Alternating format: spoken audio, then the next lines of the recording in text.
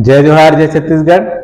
CG set परीक्षा के तैयारी में कल हमन देखे रहे सैम्पलिंग के टॉपिक, सैम्पलिंग टेक्निक से लेके आज अगर सवाल के वादा रही तो इस सवाल लेके मैं आप सभी के सामने जो है उपस्थित हुए हूं। तो सबसे पहले हम सवाल देखते हैं, क्या पूछे गए कि among the following types of sampling technique which one is also known as judgmental sampling. तो सवाल यह है कि प्रतिचयन में निम्नलिखित प्रकारों में से किसको विवेक सम्मत मतलब जजमेंटल सैंपलिंग के रूप में जाना जाता है। तो जजमेंटल सैंपलिंग के रूप में किसको जाना जाता है? तो हमारा होता है परपोजिव सैंपलिंग। ठीक है, परपोजिव सैंपलिंग जो होता है कल मैंने आपको बताया था और मेरे वीडियो में आप जब देखेंगे तो वहां ब्रैकेट में मैंने उसको लिखा हुआ था।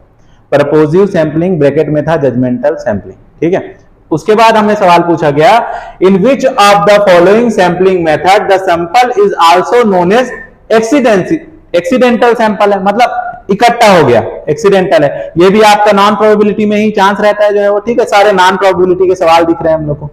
तो यहां पर जो बात है हिंदी में अगर बात किया जाए, निम्नलिखित प्रतिचयन विधियों में से किसमें प्रतिदर्श को एक संयोगिक और अवयव स्थिति प्रतिदर्श कहा जाता है? तो किसके अंदर कहा जाता है? तो ये हमारा कन्वीनियंस सैंपलिंग के अंतर्गत कहा जाता है। ठीक है, किसमें आ जाता है? आपका कन्वीनियंस सैंपलिंग के अंतर्गत आ जाता है। A sample of respondents which is available to researcher because of their access to the respondent is identifiable। मतलब ये व्यक्ति है जिससे मेरे को लेना सैंपल लेना ज्यादा बेहतर लगेगा, ये व्यक्ति है जो मेरे को डेटा सही तरीके से प्रोवाइड कर सकता है, तो एक काम करता हूं इसी से सैंपल ले लेता हूं। तो इस प्रकार की जो चीजें होंगी तो वही आइडेंटिफिएबल या उसे ही क्या कहते हैं अपन? कन्वीनियंस कहते हैं। तो कल के मेरी वीडियो में मैंने इसके बारे में पूरी थ्योरीज आप लोगों को बताई थी। तो आप लोगों को अगर यहां पर डायरेक्ट क्वेश्चन मेरा यही था कि कल थ्योरी हमने बताई, आज हम उसका क्वेश्चन कर लेते हैं। तो क्वेश्चन में मैं आप लोगों को उसके बारे में थोड़ा बता रहा हूं और ये हमारे टेलीग्राम ग्रुप में भी मैं आपको शेयर करूंगा, आप ट्राई कीजिएगा। ठीक है, नेक्स्ट क्वेश्चन देखते हैं। Identify the sampling issue that are problematic in online survey. Online survey में क्या समस्या आती है, सैंपलिंग में क्या क्या प्रॉब्लम्स होते हैं उसके बारे में हमको समझना है। तो सबसे पहले क्या बोला गया है? Many people use more than one internet service provider. तो अलग अलग सर्विस प्रोवाइडर यूज करते हैं। ठीक है, दूसरी चीज क्या पूछा गया है? Every person has only one email address. ऐसा कुछ भी नहीं है, ईमेल एड्रेस सबका क्या होता है? कोई 2 भी करता है, कोई 3 भी यूज करता है, ऐसा भी होता है। ठीक है, ये एक समस्या हो सकती है। एक रखने में क्या समस्या है? उसको तो मिल जाएगा ना भाई, सर्वे जो आप करना चाहते हो वो फॉर्म तो उसको मिल जाएगा, मगर कोई 4 ईमेल आईडी चलाता है और फॉर्म भेजा मैंने उसको पहले ईमेल आईडी में, तो कैसे मिलेगा? ये एक समस्या वाली बात है सर्वे के दौरान। ठीक है, तीसरा अगर हम लोग बात करें तो क्या है? हाउस होल्ड में है one computer but several user. अब एक ही कंप्यूटर है, बहुत सारे यूजर है, कौन किस टाइम में बैठता है, कभी बैठता है नहीं बैठता, ये सारी चीजें कोई डिलीट कर दिया, ये चीजें दिक्कत करेंगी। The internet user are bias sample of the population. Internet users को बायस क्यों माना जाता है? बहुत सारे रीजन है, वो फील करेंगे नहीं करेंगे, किसने फील किया, कैसे फील किया, ये सारी चीजें होती है। तो इसमें हो सकता है ए, सी और डी। बी से कोई दिक्कत नहीं है, बी तो बेहतर चीज है। Which of the following refer to a method of sampling in which a core group of participants who are initially sampled for a research study recruit or recommend other potential participant। तो कौन है जो किसी और को recruit करते हैं या रिकमेंडेशन करते हैं? तो कल मैंने जो आपको थ्योरी बताई थी, रिकमेंडेशन करना या रिफरल करना, आप सभी को याद आ रहा होगा वीडियो में। तो मैंने आपको बताया था स्नोबॉल सैंपलिंग। फिर है in naturalistic observation the practice of dichotomous recording whether a behaviour occurs और नॉट कंस्टिट्यूट्स। ठीक है, ये हमारी जो बात है, इसमें जो हम बात करते हैं ये किस टाइप के सैंपलिंग में ये बात किया जाता है? Naturalistic observation the practice of dichotomous recording whether a behaviour occurs और नॉट। ठीक है, व्यवहार हो रहा है यानी कंस्टिट्यूट्स में, तो ये होता है 1 और 0 सैंपलिंग होता है। ठीक है, नेक्स्ट अगर हम लोग बात करें तो क्या है यहाँ पे? Quantitative research. Quantitative research lays emphasize on the generalizability of finding. ठीक है, एक कथन दिया गया है कि परिणात्मक शोध परिणामों की सामान्यकरणीयता पर बल देता है। दूसरा जो कहा गया है कि probability sampling does not generate a representative sample.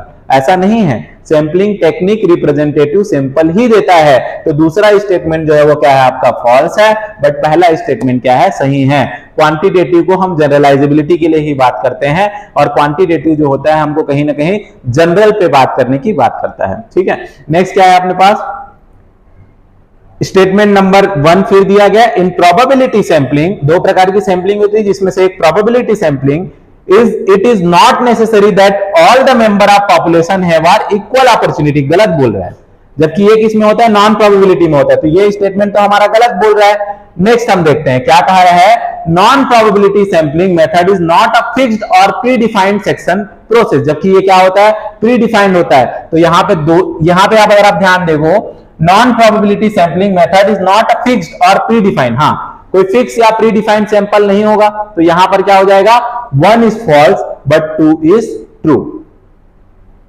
ठीक है, ये हो जाएगा।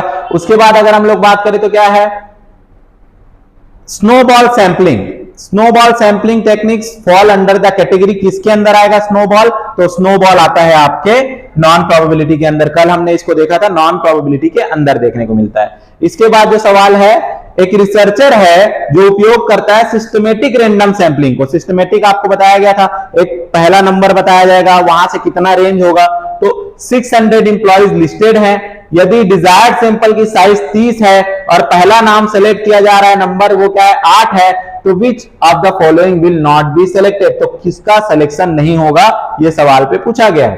तो क्या है हमारे पास यहां पे 558, कैसे आप देखो 30 सैंपल साइज है और 8 से स्टार्ट करना है।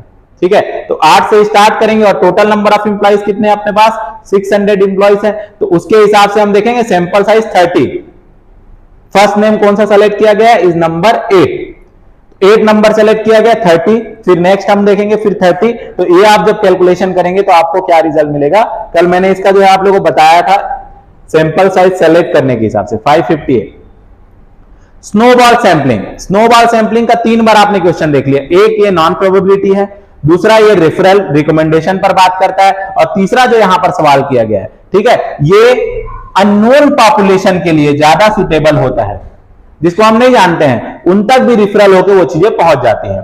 Snowball sampling is a type of random sampling, ये कहा गया है, ठीक है, और snowball sampling is helpful when participants belong to hard to reach group, जिन तक आप नहीं पहुंच सकते हैं उनके लिए बेहतर होता है, और is a type of random sampling बोल रहा है। रैंडम सैंपलिंग वाली जो चीजें होती है वो आने वाले चांस के तरीके से होती है, ठीक है। तो यहां पे अगर हम लोग देखें सवाल में जवाब क्या क्या दिया गया, तो स्टेटमेंट 1 तो पूरी तरीके से गलत है, बट 2 जो है वो क्या है आपका करेक्ट है। 2 में क्या दिया हुआ था आप देखेंगे तो 2 में दिया स्नोबॉल सैंपलिंग ऐसे पार्टिसिपेंट्स के लिए होती है जिन तक हम पहुंच नहीं सकते, और रेफरल और रिकमेंडेशन से हम पहुंच सकते हैं। सीजी सेट का फॉर्म तो 2-3 लाख लोगों ने भरा हुआ है, मगर हमारा जो वीडियो है वो 1K 100 200 300 ही व्यू होते हैं, और बहुत ज्यादा क्लासेस भी नहीं होते हैं, मगर हम उन तक नहीं पहुंच पा रहे जिन तक हम पहुंचना चाहते हैं। जैसे हार्ड टू रीच ग्रुप है, वहां तक अगर पहुंचना है तो उसके लिए हमको स्नोबॉल सैंपलिंग चाहिए, और स्नोबॉल सैंपलिंग आप कैसे कर सकते हैं, तो अपने कलीग जिनको भी आप पहचानते हैं जो सीजी सेट परीक्षा की तैयारी कर रहे हैं, अन्य विषयों सभी विषयों में जिनके लिए सभी पेपर 1 कॉमन होते हैं, उनके साथ इस वीडियो को आप शेयर कर सकते हैं। और इस वीडियो को जैसे ही आप उनके साथ शेयर करेंगे तो स्नोबॉल सैंपलिंग होनी जो है वो क्या हो जाएगी, स्टार्ट हो जाएगी, और चांस होगा ऐसे लोगों तक भी रीच करने का जिस तक हम पहुंच नहीं सकते हैं। ठीक है, मिलते हैं नेक्स्ट वीडियो में अगले टॉपिक के साथ। अगला इंपॉर्टेंट टॉपिक किसी भी एक विषय का लेकर मैं आपके सामने जो है प्रस्तुत करूंगा, कोशिश करूंगा कि उसी में आपके साथ सवाल का भी डिस्कशन कर लिया जाए। जय जोहार, जय छत्तीसगढ़।